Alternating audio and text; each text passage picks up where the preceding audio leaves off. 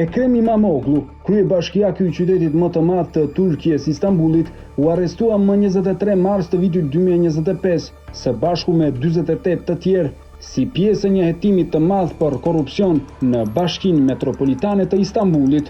Zyra e kryeprokurorit publik të Istanbulit po heton İmamoğlu'n dhe individ të tjerë me akuza për korrupsion dhe terrorizëm.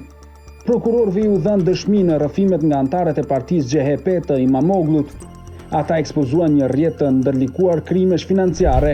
Thelbi I çështjes sillet rreth hetimit të korrupsionit, I cili po heton akuzat për përvetësim, rishfet, mashtrim të rënd, përvetësim të paligjshëm të dhënave personale dhe manipulim tenderash publik, që arrin afërsisht 15 miliard dollar gjatë mandatit të tij 6 vjeçar.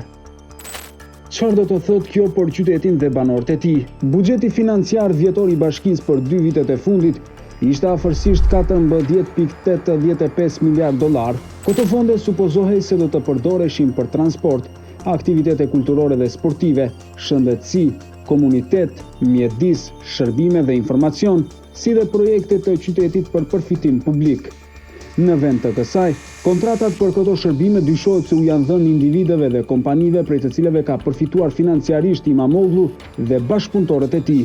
Kjo ka gërryer financat e bashkisë, duke shkaktuar dëme në bilanc. Filialet e bashkisë duke përfshirë Kiptas, ndërtim, media as, reklamim, kultur as, aktivitete kulturore dhe asfalt për rrugë, dyshohet se ishin të përfshirë në dhënien e kontratave për persona të caktuar që thuhet se kanë derdhur para në kompaninë e ndërtimit të İmamoğlu't dhe kompanitë Guaska. Gjithashtu pretendohet se të dhënat personale të Istanbulit përmes aplikacioneve të bashkisë si Istanbul Senin, I ushitan reklamuesve për të gjeneruar 5 deri në 6 herë më shumë të ardhura.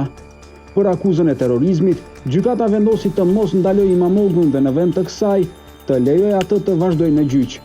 Policia kishte arrestuar zyrtar të tjerë duke përfshirë zëvendës sekretarin e përgjithshëm të bashkisë, kryetarin e qarkut Sisli dhe drejtorin e Institutit të Reformës. Aktakuza thotë se ata ishin të përfshirë në një iniciativë konsensusi në mbar qytetin e lidhur me Kongresin Demokratik Popullor, I cili është një etnitet I njohur I grupit terrorist PKK. Qëllimi I saj ishte të zgjeronte ndikimin e PKK-s në zonat urbane para zgjedhjeve lokale turke në mars të vitit 2024. Thuhet gjithashtu se İmamoğlu mbështeti listat e kandidatëve të Këshillit Bashkiak që përputheshin me qëllimet e grupit terrorist PKK dhe punsoi njerëz me lidhje të dyshuara me PKK-n në pozita kyçe komunale.